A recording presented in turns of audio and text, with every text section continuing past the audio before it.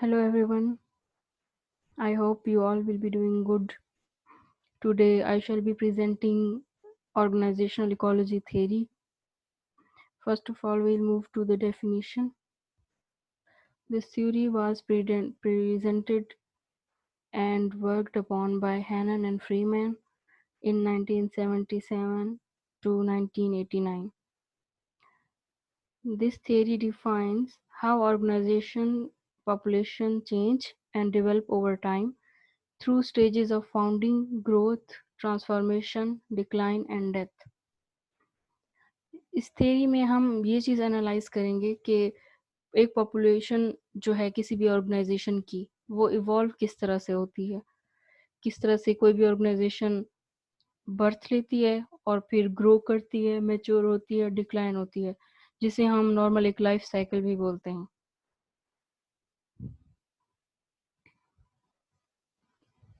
Then there is background of theory कि इस theory पे किस तरह से काम स्टार्ट हुआ और किस किस प्रोसेस से फिर ये ऑर्गेनाइजेशन की तरफ शिफ्ट हुई। सबसे पहले आल्ड्रिच एंड रियूफ ने 2006 में reported many forms of organisations. इन दोनों ने ये रिपोर्ट की कि ऑर्गेनाइजेशंस की डिफरेंट फॉर्म्स होती हैं। Some are tiny organisation, some are enormous, some are mature, some are newborn। इस तरह से इन लोगों ने ऑर्गेनाइजेशंस की डिफरेंट फॉर्म्स की कि डिफरेंट टाइप की ऑर्गेनाइजेशंस डिफरेंट टाइप की फॉर्म्स में होती हैं, तो इसकी बेस पे उनकी फंक्शंस या ऑपरेशंस भी होते हैं। इसके अलावा अगर हम थर्ड पॉइंट को चेक करें, हॉले ने ह्यूमन इकोलॉजी पे 1950-1968 तक काम किया कि एक ह्यूमन इकोलॉजी की अगर हम बात करें तो एक ह्यूमन किस तरह से इवॉल्व होता है बर्थ में, फिर ग्रोथ, उसका ग्रोथ फेज होता है, देन उसके बाद उसका मेच्योरिटी फेज होता है, फिर वो डिक्लाइन की तरफ जाता है और फिर इस इस बिटवीन वो डिफरेंट टाइम्स पे कई दफ़ा चेंज भी हो जाता है, मतलब कि मॉडिफाई होता है, ट्रांसफॉर्म होता है, डिफरेंट फेजेस से गुजरता है और अल्टीमेटली उसका डेथ फेज आ जाता है। इन दोनों वर्क से इंस्पायर होके फिर हैनन एंड फ्रीमैन ने इसी कॉन्सेप्ट को लेते हुए आगे इस थ्योरी की फाउंडेशन रखी। अब क्योंकि एल्ड्रिच एंड रियूफ ने कहा कि ऑर्गेनाइजेशंस की डिफरेंट फॉर्म्स होती हैं और वो इवॉल्व होती हैं, तो इस थ्योरी को क्वेश्चन हैनन एंड फ्रीमैन ने इस तरह से किया कि why there are so many forms of organisations, कि मतलब कि क्या ये ज़रूरी है कि ऑर्गेनाइजेशंस की डिफरेंट फॉर्म्स हों, या ये होती हैं तो किन चीज़ों की वजह से हो सकती हैं, और अगर ये फॉर्म्स होती हैं तो ये इनकी बेसिस के ऊपर कितनी ऑर्गेनाइजेशंस के नंबर हैं, क्या वो नंबर हमेशा सेम रहता है कि अब एक पर्टिकुलर टाइप के इन्वायरमेंट में अगर एक टाइप की ऑर्गेनाइजेशंस हैं या एक फॉर्म की ऑर्गेनाइजेशंस हैं, तो क्या उसी फॉर्म में उतनी ऑर्गेनाइजेशंस हमेशा रहेंगी या वो over the period of time evolve कर जाएंगी, क्या ये नंबर चेंज होगा या ये नंबर सेम रहेगा। तो ये दोनों क्वेश्चंस के इतनी फॉर्म्स क्यों हैं और इन फॉर्म्स में डिफरेंट ऑर्गेनाइजेशंस का जो नंबर है वो फिर over the period of time किस तरह से चेंज होता जाता है। तो इस काम को लेते हुए ये थ्योरी डिवाइस की गई। अब ये थ्योरी क्या एड्रेस करती है, ये थ्योरी 5 चीज़ें एड्रेस करेगी कि first of all why variety of organisational forms exist, कि अगर एक ऑर्गेनाइजेशन की, जिस तरह के से हमने पिछली स्लाइड में ये डिस्कस किया कि एक ऑर्गेनाइजेशन की डिफरेंट फॉर्म्स होती हैं, तो इतनी वैरायटी क्यों एग्जिस्ट करती है, जिस चीज़ को क्वेश्चन भी किया फ्रीमैन और हैनन ने। उसके बाद ये इस चीज़ को भी एड्रेस करेगी कि distribution of different forms of organisation throughout different environment, कि अब ये डिफरेंट फॉर्म्स के ऑर्गेनाइजेशन डिफरेंट इन्वायरमेंट में इनकी क्या डिस्ट्रीब्यूशन है, किस टाइप के इन्वायरमेंट में किस फॉर्म के ऑर्गेनाइजेशन ज़्यादा हैं या कम है, या इसकी डिस्ट्रीब्यूशन हुई है तो किस बेस पे हुई है। अब इन फॉर्म्स पे जो है इन्वायरमेंट्स का क्या इन्फ्लुएंस हुआ है, like influence of these environment, ये हमारा थर्ड चीज़ है जो कि ये थ्योरी एड्रेस करेगी। और फिर rate of change of organisational form, कि अगर एक ऑर्गेनाइजेशन की form over the period of time change होती जा रही है, अगर हम लाइफ साइकिल को इमेजिन करें, ऑर्गेनाइजेशनल लाइफ साइकिल को, बर्थ, ग्रोथ, मेच्योरिटी, इस फेज में, और उसके अकॉर्डिंग फॉर्म भी चेंज होती जा रही है, वो टाइनी से मैच्योर होती जा रही है, फिर ज़्यादा एक्सपर्टीज उसके पास आती जा रही है। और अब इस तरह से जो ऑर्गेनाइजेशन की फॉर्म एक टाइप से दूसरी टाइप में चेंज हो रही है, तो वो किस रेट से चेंज हो रही है, कि मतलब ऑर्गेनाइजेशन की जो है फॉर्म में जो एवोल्यूशन आ रही है, तो ये किस तरह से इसका रेट ऑफ चेंज क्या है, इसकी स्पीड क्या है। उसके बाद फिफ्थ है कि how short run processes lead to long run characteristics. अब इसमें शॉर्ट रन प्रोसेसेस को भी हमें समझने की ज़रूरत है कि वो कौन से छोटे छोटे प्रोसेसेस हैं जिसकी वजह से ऑर्गेनाइजेशन अपने लॉन्ग टर्म कैरेक्टरिस्टिक्स डेवलप करती है। इसको हम इस तरह से भी कर सकते हैं, फॉर एग्जांपल अगर हम लें कि ऑर्गेनाइजेशन ने इनोवेशन के लिए सोचा, अब वो छोटे छोटे products over the period of time करती रही है, तो मतलब सारी मार्केट की अडेप्टेबिलिटी जो थी वो उस ऑर्गेनाइजेशन ने एग्जिबिट की है। तो अब इन इसकी वजह से ऑर्गेनाइजेशन क्या होगी, over the long run adaptive हो जाएगी, उसके कैरेक्टरिस्टिक्स में आ जाएगा देख के ये this organisation is adaptive now. और ये भी आ जाएगा कि इसने over the period of time technology के साथ मूव किया है, तो ये एक टेक्नोलॉजी ओरिएंटेड है। तो इस टाइप के ट्रेड्स ये किस तरह से एक ऑर्गेनाइजेशन के लॉन्ग रन में जो है कैरेक्टरिस्टिक्स बन जाते हैं। तो ये थ्योरी इन चीज़ों को मेजॉरिटी में एड्रेस करती है। फिर उसके बाद आ जाता है ऑर्गेनाइजेशनल नीश। पहले तो हमें देखना चाहिए कि नीश क्या है। नीश कोई भी वो मार्केट, कोई भी वो इन्वायरमेंट या कोई भी वो प्लेस होती है जिसमें उसके अंदर रहने वाली स्पीशीज, चाहे वो ह्यूमन बीइंग्स हैं, चाहे वो ऑर्गेनाइजेशंस हैं, या वो कोई भी है, over the period of time reproduce होती हैं और इवॉल्व होती हैं। तो ऑर्गेनाइजेशनल नीश क्या है कि वो इन्वायरमेंट जिसमें पॉपुलेशन ऑफ ऑर्गेनाइजेशंस अपने रिसोर्सेज और कैपेसिटीज को यूटिलाइज करते हुए ग्रो करती हैं।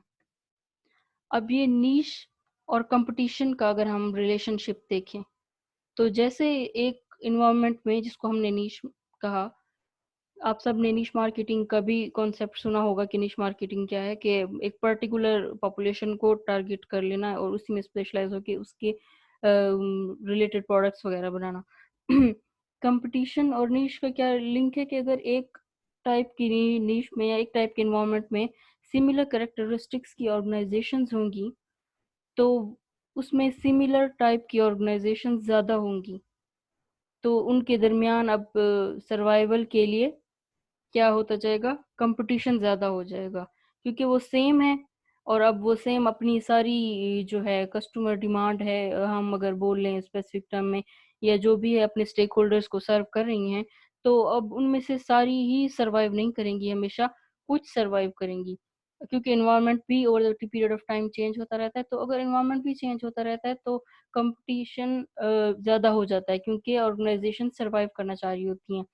तो जो सेम एंड डिफरेंट की यहाँ पे बात की हुई है सेकंड बुलेट में, अगर आप देखें तो इसमें यह है कि सिमिलर ऑर्गेनाइजेशंस जो एक ही टाइप के एनवायरनमेंट में रहती हैं उनमें कंपटीशन ज़्यादा हो जाता है, और जो डिफरेंट ऐसी ऑर्गेनाइजेशन हैं जो नॉन ओवरलैपिंग नीश में काम करती हैं, तो उनके दरमियान डेफिनेटली कंपटीशन कम ही होगा, तो वो सरवाइव भी कर जाती हैं। उनके दरमियान कंपटीशन क्योंकि कम होता है तो over the period of time survive कर जाती हैं, अनटिल अनलेस उन्हीं के ही अपने कंपेटिटर्स, हॉरिजॉन्टल कंपेटिटर जिसको बोलते हैं ना, कि जो कि सेम सर्विसेज और प्रोडक्ट्स वगैरह प्रोड्यूस करते हैं, अगर वो उसमें उनके कंपेटिटर ज़्यादा हो गए हैं तो फिर उनका भी कंपटीशन ज़्यादा हो जाएगा। लेकिन ये हो सकता है कि वो उनका अपनी नॉन ओवरलैपिंग नीश जो है उसमें कंपटीशन कम होगा।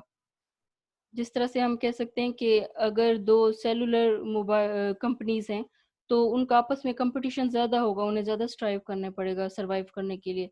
हाँ, अगर हम देखें कि मोबाइल फ़ोन और फूड कंपनीज के दरमियान, तो इनकी तो डिफरेंट मार्केट्स है, तो इनके दरमियान इतना ज़्यादा कंपटीशन नहीं होगा, ये एक दूसरे के साथ नहीं कम्पीट करेंगे। एक और चीज़ जो हम कंसीडर करते हैं इस थ्योरी के अंडर वो है legitimation and competition. Legitimation main laws, regulations, SOPs.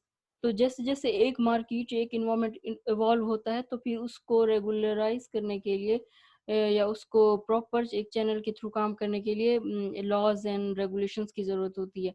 तो जिस तरह ये लॉज एंड रेगुलेशंस मतलब कि अलाइन होते जाएंगे, बनते जाएंगे, तो ये ऑर्गेनाइजेशंस को एक पाथ प्रोवाइड करेगी कि कोई भी ऑर्गेनाइजेशन अगर अपनी आइडेंटिटी सेट करना चाह रही है तो वो कर सकते हैं। या इन सिंपल वर्ड, अगर कोई भी उस मार्केट में जाके काम करना चाहता है या ऑपरेट करना चाह रहा है तो वो अपनी एक इंडस्ट्री, अपनी कंपनी वो ओपन कर सकता है, क्योंकि वहाँ पे अब लॉज एंड रेगुलेशन होंगे। अब लॉज एंड रेगुलेशंस हैं तो फिर कंपटीशन से के साथ क्या इम्पैक्ट होगा? तो फिर वो क्योंकि अब उस मार्केट में काम करना ट्रांसपेरेंट हो जाता है, तो इसकी वजह से भी कंपटीशन इंक्रीज हो जाता है कि लॉज एंड रेगुलेशंस हैं तो फिर कंपटीशन ज़्यादा हो गया है। तो फिर अब कंपटीशन ज़्यादा हो जाएगा एक दूसरे के साथ, तो फिर सर्वाइवल का प्रॉब्लम आएगा। तो इस थियरी में हम ये चीज़ भी डिस्कस कर रहे हैं कि एक पर्टिकुलर एनवायरनमेंट में ऑर्गेनाइजेशंस एक दूसरे के साथ compete कम करती हैं, आपस में compete ज़्यादा करती हैं अगर उनके बिजनेसेस सेम हैं, उनके करेक्टरिस्टिक्स सेम हैं। और फिर जब हम यहाँ पे देखते हैं कि लॉज एंड रेगुलेशंस भी आ गए हैं तो बिजनेसेस ज़्यादा ट्रांसपेरेंट हो जाते हैं, और उसके बाद होता है कि उनका कंपटीशन उनके अमंग ज़्यादा हो जाता है, तो उनको सर्वाइवल के लिए भी उतना ही स्ट्राइव करना पड़ता है। उसके बाद एक और क्वेश्चन राइज हुआ डिफरेंट ऑथर्स की तरफ से कि ऑर्गेनाइजेशंस क्यों मर जाती हैं, वाई ऑर्गेनाइजेशंस डाई, इसके क्या फैक्टर्स हो सकते हैं। अब इसमें उन्होंने देखा कि age, size, strategy, relational density and linkages, ये वो फैक्टर्स हैं जिसकी वजह से ऑर्गेनाइजेशंस की डेथ इन पे डिपेंड करती है या इनके साथ लिंक है। जो हम सब ने ये वेरिएबल्स और इनका एक ऑर्गेनाइजेशन के एग्जिस्टेंस एंड नॉन एग्जिस्टेंस के साथ रिलेशन पढ़ा होगा, लेकिन हर वेरिएबल के साथ अगर हम देखें तो दो स्कूल ऑफ थॉट्स आप लोगों ने देखे होंगे। कि अगर जिस तरह से इस थ्योरी में ये बताया गया कि इस के एज के साथ अगर हम देखें तो जिस तरह से एक कंपनी की एज ज़्यादा होती जाती है तो वो उतनी ज़्यादा मैच्योर होती है, उसके पास रिसोर्सेज भी ज़्यादा होते हैं, एक्सपीरियंस, एक्सपर्टीज भी ज़्यादा होती हैं, तो यहाँ पे कम चांस होता है कि ऑर्गेनाइजेशन का डेथ फेज आ जाए। इस तरह से साइज भी है कि जितनी ऑर्गेनाइजेशंस एक होती जाएंगी उसका साइज ज़्यादा होता जाएगा, तो फिर उनके डेथ के चांसेस कम होते जाते हैं। स्ट्रेटजीज अलाइंड हैं, वेल इस्टेब्लिश्ड हैं, और फिर उसके ऊपर प्रॉपर असेसमेंट है, तो फिर ऑर्गेनाइजेशन के जो है नॉन एग्जिस्टेंस के चांसेस कम हो जाते हैं। एंड देन रिलेशनल डेंसिटी और अदर लिंकेजेस, मतलब अपनी क्या इनकी डाइवर्सिटी है इनकी प्रोडक्ट्स में over the period of time, इनकी सर्विसेज में या इनके स्किल सेटअप में क्या क्या चीज़ें हैं, तो ये इस चीज़ को भी इस पे भी डिपेंड करती है आपकी कंपनी की डेथ। और लिंकेजेस के आपके अदर इंस्टीट्यूशंस के साथ किस तरह से लिंकेजेस हैं। फॉर एग्जांपल अगर एक कंपनी का डेथ फेज आ चुका है, वो अपने ही किसी और रिलेशनल पार्टनर के साथ मर्ज हो सकती है या कोई और टाइप का अलायंस कर सकती है, तो ऑल्दो कंपनी तो नहीं रहेगी जो उसकी फिजिकल एंटिटी है, लेकिन हाँ वो न्यू नेम के साथ जब अटैच हो जाती है तो फिर उसके सारे एसेट्स वहाँ पे भी ऑपरेशन होते हैं। तो इस तरह से इस चीज़ को फिर बाद में एक इसका क्रिटिक भी है जो हम बाद में डिस्कस करते हैं। अब इन्होंने ये जो थ्योरी के हैं जिन्होंने ये थ्योरी डिवाइस की, वो क्या कहते हैं कि new organisations have their liability of newness, कि जितनी भी न्यू ऑर्गेनाइजेशंस हैं उनके ऊपर लायबिलिटी होती है न्यूनेस, कि अगर ये ऑर्गेनाइजेशन अब इस्टेब्लिश हुई है तो ये इनोवेटिव वेज की तरफ भी जाए। अब ये इनोवेटिव वेज की तरफ जा रही है तो इन्होंने न्यू चीज़ें प्रोड्यूस करनी है ताकि ये उस कंपटीशन में, ये उस मार्केट में सरवाइव कर सकें। उसके अलावा जो स्लाइटली ओल्डर ऑर्गेनाइजेशन होती हैं उनके ऊपर होती है liability of adolescence.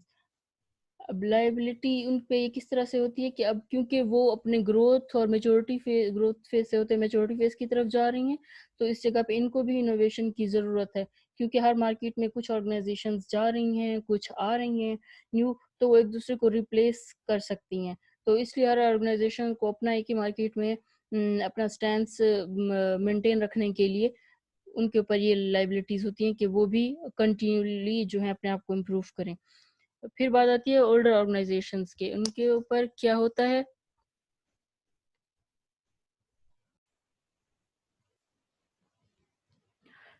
Older organizations have liability of obsolescence, ये वर्ड निकला है ऑब्सोलीट से कि as organisations become older so there are more chances that they get obsolete. तो ये भी वही बात है जो हम सबको ऑलरेडी पता है कि जैसे-जैसे ऑर्गेनाइजेशंस जो है अपनी ग्रोथ मैच्योरिटी फेज़ से होते हुए अपनी डेथ की तरफ जाती हैं, तो ऑब्सोलीट के होने के प्रोसेस की वजह से ही ऐसा होता है, जहाँ वो अपनी क्या नाम है कुछ न्यू नहीं ऑफ़र कर रही होती, तो वो मैच्योर होते हुए फिर अपने डिक्लाइन से डेथ की तरफ चली जाती हैं। अब यहाँ तक तो हमने ये डिस्कस किया कि why there are number of such forms of organisations, क्यों होती हैं, क्योंकि उस उनकी एज इसमें इन्वॉल्व होती है, उनके लिंकेजेस, उनकी स्ट्रेटजीज, उनका साइज और उनके ग्रोथ फेसेस और डिफरेंट नीश मार्केटिंग, उनका कंपटीशन, ये वो चीज़ें हैं जिसकी वजह से ऑर्गेनाइजेशंस की डिफरेंट फॉर्म्स एग्जिस्ट करती हैं। अब इसमें हमने दूसरा क्वेश्चन भी एड्रेस करना है कि why and how number of organizations of certain kind vary over time, कि क्या, क्यों और कैसे organizations का नंबर जो है over the period of time very करता है। इसमें आ जाता है ग्रोथ प्रोसेस, जो हम पहले भी आई थिंक डिस्कस कर चुके हैं लाइफ साइकिल के टर्म्स में, लेकिन जो ऑथर्स की तरफ से ये ग्रोथ प्रोसेस दिया है हम इसको भी देख लेते हैं, जिसमें स्टार्ट हम करते हैं creativity, direction, delegation, coordination, collaboration. कि अब ग्रोथ प्रोसेस में, एक ऑर्गेनाइजेशन के ग्रोथ प्रोसेस में क्या चीज़ें हैं जो उनको हेल्प कर सकती हैं।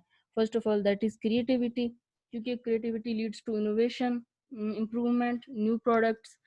तो जिसकी वजह से एक ऑर्गेनाइजेशन सस्टेन कर सकेगी अपनी मार्केट में। डायरेक्शंस, कि अब उनके स्ट्रेटजीज, गोल्स और एक्चुअल वर्क बीइंग डन, उसके दरमियान की जो डायरेक्शन थी वो सेम है। ऐसा नहीं है कि ऑर्गेनाइजेशन करना कुछ और चाह रही थी, अब कर कुछ और रही है और वो हो किसी और तरीके से रहा है। तो इस इन इन पॉइंट्स को देखने की ज़रूरत है एक ऑर्गेनाइजेशन के ग्रोथ प्रोसेस में। Then delegation of responsibilities, delegation of power और इस तरह के डिफरेंट फैक्टर्स। देन कोऑर्डिनेशन, क्योंकि अब जब आप ग्रोथ फेज में हैं तो communication is most important process, जो कि आपको बहुत ज़्यादा हेल्प करता है कि what is expected of you and what you are expecting from others. तो ये कोऑर्डिनेशन और कोलैबोरेशन दोनों इकट्ठे ही जाते हैं कि आपकी कोऑर्डिनेशन है कि आप क्या करना चाह रहे हैं और किस तरह से करना चाह रहे हैं, और everyone knows at your organisation what he or she has to do. तो ये चीज़ें हैं जो आपके ग्रोथ प्रोसेस को पॉजिटिवली रेनफोर्स करती हैं, जो आपके मिशन है, विजन्स हैं, जो आपने स्ट्रेटजी बनाई थी, आप उसकी अकॉर्डिंग ही जिस एम से आप किसी मार्केट में एंटर हुए थे, आप उस तरह से जा रहे हैं। उसके बाद डिफरेंट ग्रोथ पेन्स भी एक फॉर्म के डिस्कस किए गए, ऑर्गेनाइजेशंस के डिस्कस किए गए। ग्रोथ पेन्स में वो कहते हैं क्राइसिस ऑफ लीडरशिप है, कि जैसे जैसे आप ग्रो करेंगे तो आपको इस टाइप लीडरशिप में क्राइसिस भी फेस करने पड़ेंगे। किस टाइप के क्राइसिस होंगे, क्योंकि जब आप ग्रो कर रहे होंगे, जिन लोगों ने आपको इनिशियली फॉर एग्जांपल ज्वाइन किया है, लाइक आपके एम्प्लॉयज़ हैं, कुछ सीनियर हो गए हैं, कुछ जूनियर हो गए हैं। अब कुछ सीनियर्स हैं जो over the period of time अपने आप को इम्प्रूव कर रहे हैं, कुछ लोग ऐसे हैं जिन्होंने अपने आप को इम्प्रूव नहीं किया। अब उनकी जगह पे जो उनके साथ ही न्यू लोग फॉर एग्जांपल आपने हायर किए हैं, और वो आप क्या करते हैं, जो हम नॉर्मली अपने करंट सिचुएशन में, करंट वर्ल्ड में देखते हैं कि वो अपने सीनियर से भी हाई पोजीशंस पे चले जाते हैं या उनको ज़्यादा रिकॉग्निशन मिलती है, क्योंकि वो लोग ज़्यादा knowledge, expertise according to their era वो लेके आते हैं। तो फिर ये थोड़ा-सा कॉन्फ्लिक्ट ऑफ इंटरेस्ट आ जाता है, कॉन्फ्लिक्ट ऑफ ओनरशिप आ जाता है। तो वो इस तरह की क्राइसिस को वो भी मैनेज करना पड़ता है।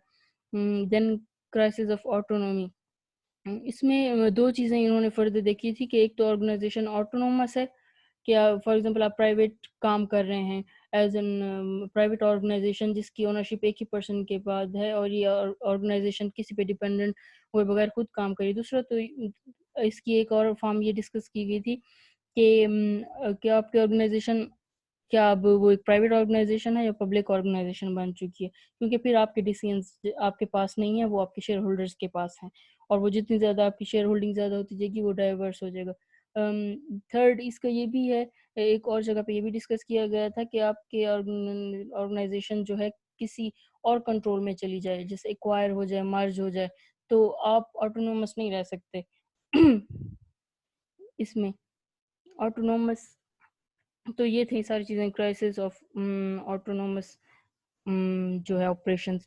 देन क्राइसिस ऑफ कंट्रोल, वो भी we all are very well aware कि कंट्रोल में किस टाइप के क्राइसिस होते हैं, कि किन मैट्रिसेस पे आपने कंट्रोल करना है, और कि कौन कंट्रोल करेगा, और जो लोग कंट्रोल कर रहे हैं are they very well aware of how things are to be controlled. Then crisis of red tape है, इसको भी हम डिस्कस करते हैं, कि आप इसमें ये देख सकते हैं कि रेड टेप क्राइसिस क्या है। इसमें जो उन्होंने क्लासिफाई किया है किस टाइप के क्राइसिस इसमें फॉल करेंगे, वो ये है कि आपकी सारी जो है एक्टिविटीज़, आपके एवोल्यूशन प्रोसेस से आपके रेवोल्यूशनरी प्रोसेस तक, सारे जिस टाइप के क्राइसिस आप फेस करेंगे वो इसमें फॉल करेंगे, इस कैटेगरी में। फॉर एग्जांपल आपकी ऑर्गेनाइजेशन जब इवॉल्व कर रही है तो फिर किस टाइप की प्रॉब्लम्स हैं, जब वो फिर फॉर एग्जांपल अगर कोई भी ऑर्गेनाइजेशन मैच्योरिटी फेज की तरफ जा रही है, अब वो उसने अपने आप को दोबारा रिवॉल्व करना है, रेवोल्यूशन प्रोसेस की तरफ जाना है, तो फिर वो किस तरह से करेगी। तो इस दरमियान जो भी क्राइसिस होंगे आपके, आप उसको देखेंगे। देन लास्ट में है इसके क्रिटिसिज्म, के इस पे किस किस लोगों ने क्रिटिसाइज किया इस थ्योरी के ऊपर। Scholz and Radon in 2009 argue that this biological approach does not apply well to organizations.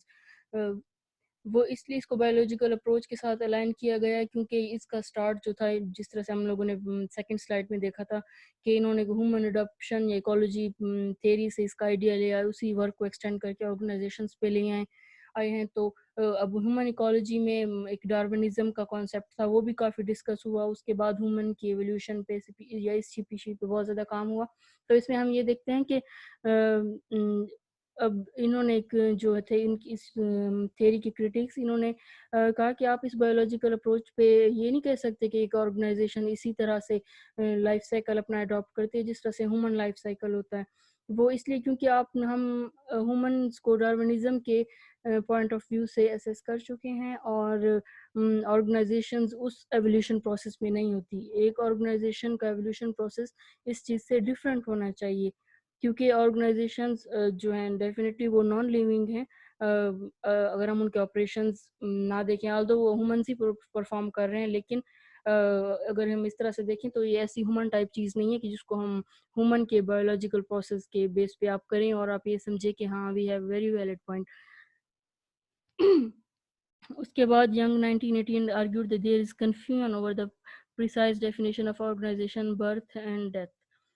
उसके बाद एक और क्रिटिसिज्म ये था कि आपने जो लाइफ साइकिल का है कि ग्रोथ, ट्रांसफॉर्मेशन और फिर डेथ की तरफ चला गया, तो हमें या बहुत सारे रिसर्चर्स को इस चीज़ पे कोई एग्रीमेंट नहीं हो सका कि आप किस की क्या है डेफिनेशन एक ऑर्गेनाइजेशन की, बर्थ की और डेथ की। क्योंकि अगर एक ऑर्गेनाइजेशन दूसरी ऑर्गेनाइजेशन के साथ मर्ज हो गई है, तो आप क्या कहेंगे कि पहली की डेथ हो गई है पहली वाली ऑर्गेनाइजेशंस की, या वो न्यू जो है वो बॉर्न हुई है। तो इस टाइप के इश्यूज की वजह से भी इस थ्योरी को बहुत ज़्यादा कोई पॉपुलैरिटी या सपोर्ट नहीं मिल सकी।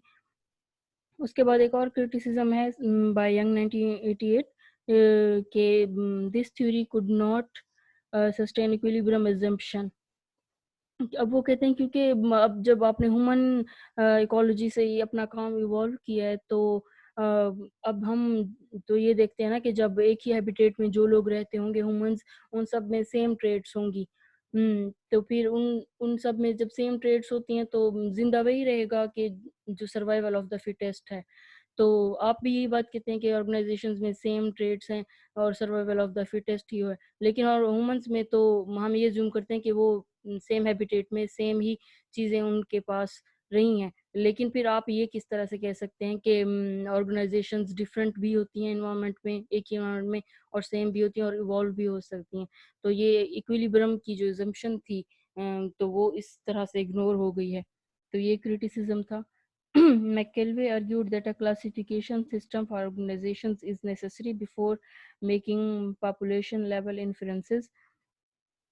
अब मैकेलवे क्या कहते हैं कि क्योंकि अब हमारे पास डिफरेंट चीज़ों की कैटेगरीज हैं, क्लासिफिकेशन है, फॉर एग्जांपल जिस तरह से हमने देखा, हम लोग टैक्सोनॉमी पढ़ते थे कि रेप्टाइल्स हैं, फिर मैमल्स, फिर ये हम डिफरेंट चीज़ों को उनकी क्लासिफिकेशन या कैटेगरीज की बेस पे उस कैटेगरी में डाल सकते हैं।